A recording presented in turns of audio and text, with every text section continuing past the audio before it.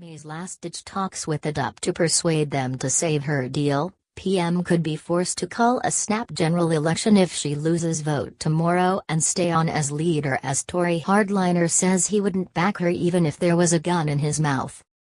Theresa May will today scramble to convince the DUP to perform a U-turn, as her Brexit plan was hanging by a thread last night despite her dramatic offer to quit and Britain edged towards a general election.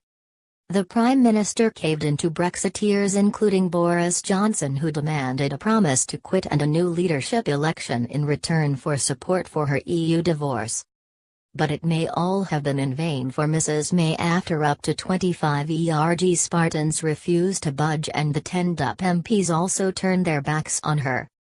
Tory rebel Mark Francois said today, "I wouldn't vote for it if they put a shotgun in my mouth.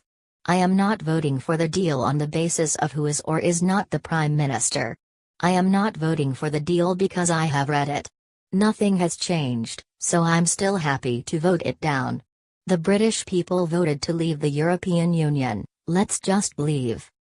Yesterday, in a highly charged speech, Mrs May told Tory MPs she would quit earlier than intended if Parliament backed her withdrawal agreement. There were initial signs that her gamble might pay off when a string of Eurosceptic MPs, led by Boris Johnson and Iain Duncan Smith, said they would now swing behind her. But, in a bombshell announcement shortly before 9 p.m., the DUPs said it would not support the agreement because it posed an unacceptable risk to the integrity of the U.K. The party's deputy leader Nigel Dodds indicated it would vote against the plan, saying, "We don't abstain when it comes to the union." The DUP's support is seen as critical to unlocking the backing of dozens of Eurosceptic MPs, and Mrs May's close friend Damian Green, a former minister, says the PM will not give up trying today.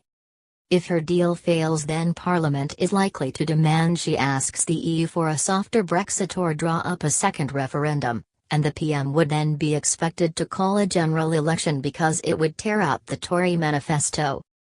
She has not ruled out staying to lead the party in a snap election, but allies said that they hoped she will because she is seen as one of the few adults in the room, one source told The Times.